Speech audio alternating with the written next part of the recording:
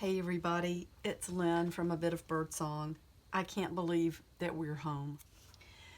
Let me also tell you, you go on a trip and you almost need a vacation from the vacation. We got in late last night, our flight was delayed. I got to bed at 4 o'clock this morning. When we got home, the hot water heater was not working. No hot water, no hot showers, no washing clothes in warm or hot water. Anyway, that's where we are today, but everything will be okay. It's going to all be worked out. I'm going to start with the page from the 25th, which is the last one that I showed you. I know I mentioned that I didn't feel like this background page was done. I went back and I put a stamp here. I used this beautiful scrapbook paper with the typewriters because it's vintage looking. We have the old typewriter, and I think about all the stories that have been written about witchcraft and witches, and I just love this here. You know, people sitting at typewriters. And also King James I being so involved in writing and publishing different things. You will notice I took the word witch from the image zine. And let me tell you, I've had so much fun going back and adding different things page by page. I will share that all when we get to the end of October and I do a flip through of the entire journal. This is the center of this one signature, and you know we're almost at the end. This, I don't have a number on this one. I'm letting the center be the center. We've just passed the 25th. We've got 6 pages to go. You will see as I go through, I did go ahead and tear some pages out. I love the way that ended up looking. I will show you when we get to it. I also glued some pages together, and I left some pages that are extra beyond the 31st of October for either an index of some sort, which I would love to incorporate into this journal. So here we have the raven. This is from the image zine. This part right here. I printed a copy of part of the raven, and here's Edgar Allan Poe. There's a skull. I've stamped a dragonfly here. On this side, I stamped the words, "Be afraid." This person here is somebody else that I've been studying, and let me say another thing that I have so much enjoyed doing is going back through the journal and starting to add notes. As I continue to watch documentaries, as I continue to read, I'm going back and adding things that I want to learn more about or that really impressed me. There was a man named Johannes Junius, a mayor of a place called Bamberg in Germany. Someone named him as a witch. And bear in mind that people were tortured until they confessed to what the executioner wanted to hear or was told that needed to be confessed. This Johannes Junius wrote a letter to his daughter from prison. He endured a week of torture before he finally confessed, and he told his daughter that he had never renounced God and he never would. He said, "God, graciously keep me from it. I'll rather bear whatever I must." And then came also, "God, in highest heaven have mercy, the executioner, and put the thumbscrews on me." So his hands were both lame after that. He finally confessed, and he told his daughter in the letter that the confession was all a lie. And he ended the letter with, "Good night, for your father Johannes Junius will never see you more."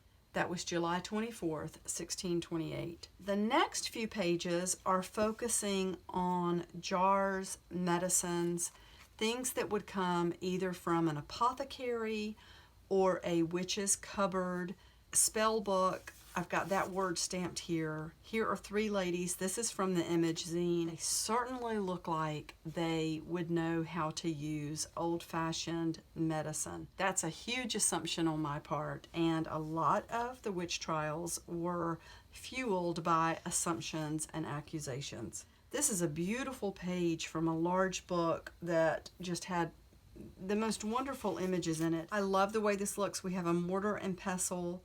I'm not sure what this translates to.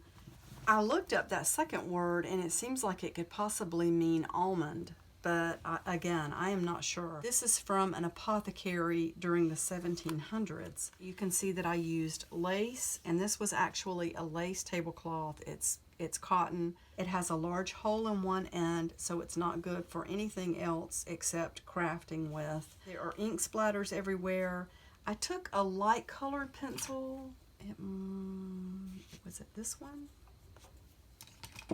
Maybe it was this one. Yeah, I think it was this one, the Prismacolor, and just went around here a bit to stand that apart from the rest of the sepia color. Then turning the page on the 27th, oh my goodness, who loves Alan Rickman as much as I do? I'm a huge Harry Potter fan. You know, one of the things that's been brought up in these documentaries that I've been watching, people have burned the books written by J.K. Rowling and called them witchcraft. They've had book burnings.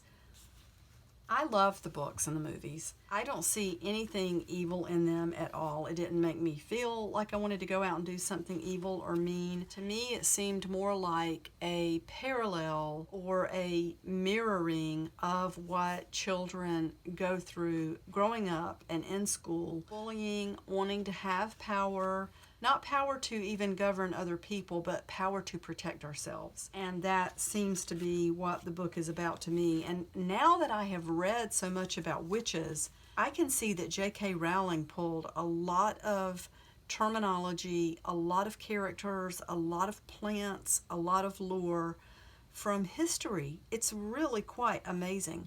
I recently bought a deck of cards. Love these. I bought these on our trip. This was in the half-price bookstore. So I pulled out the 3 of Severus Snape. Goodness gracious, that dark hair and that dark suit. I'm telling you. And this spread is 2 pages with this page that I glued in the center.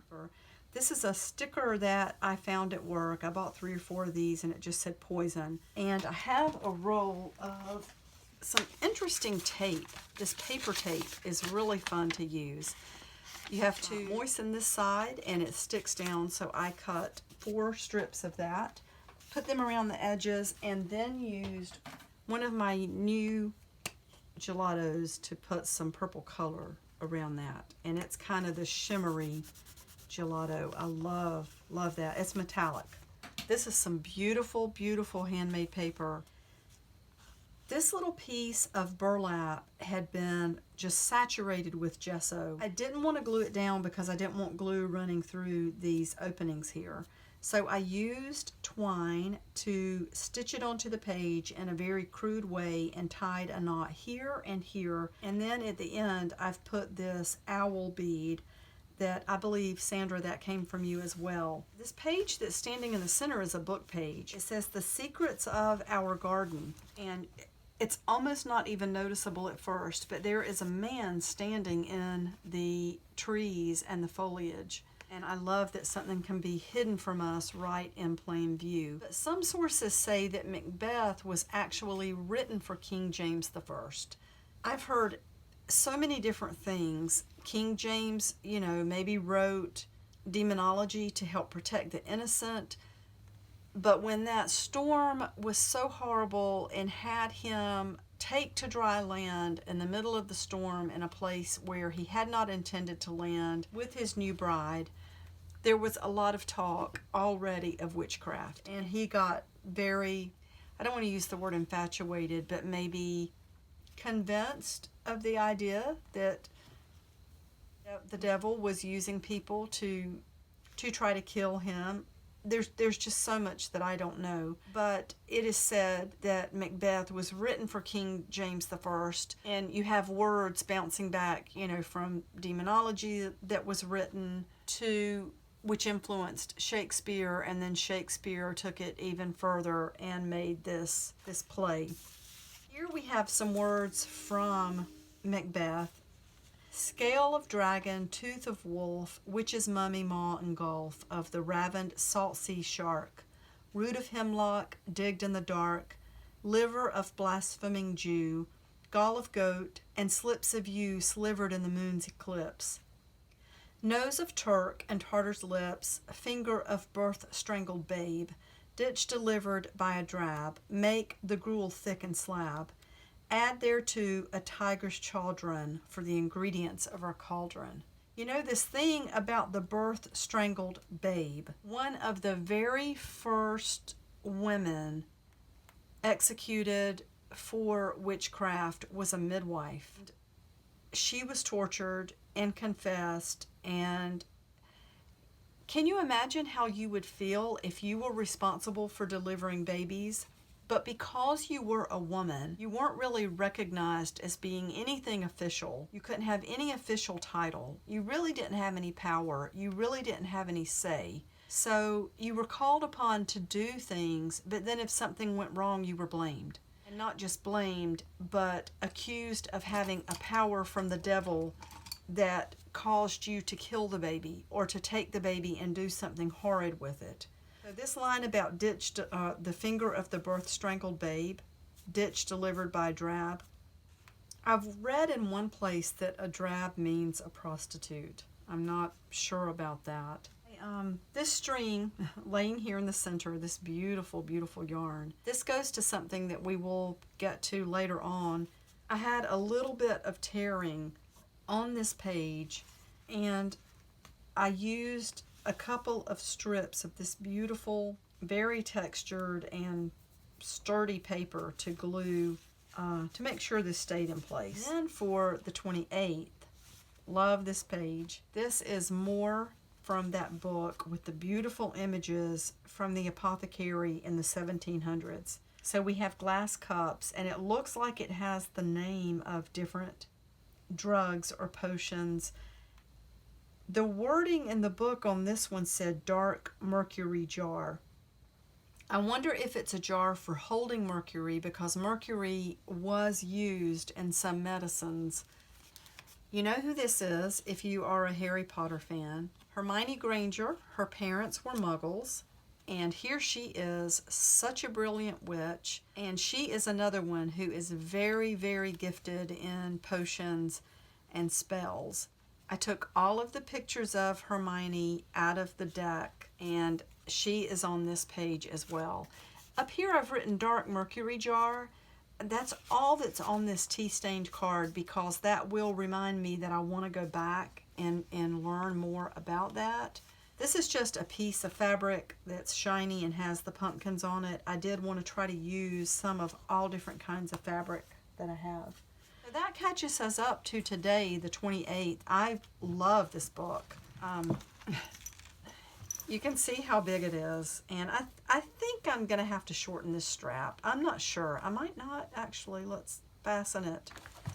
See, this is what I'm talking about, where it buttons. I was afraid at the beginning that I had made it way too large. I haven't decided if I am going to devise some sort of shelf to hold this book so that it can stand up in all of its October glory, or if I'm going to just leave it like this and keep it laying flat as far as storing it. I haven't decided, but look how big it's gotten. I might need to leave this strap just the size that it is. Anyway, that is all for now. I'm going to stop. It's quite exhausting traveling, and it feels really good to be caught up with this and to be home. I may have one more travel vlog for you the last day coming home. If I do, it will be really, really short. Thank you so much for watching. Thank you to new subscribers. Bye for now.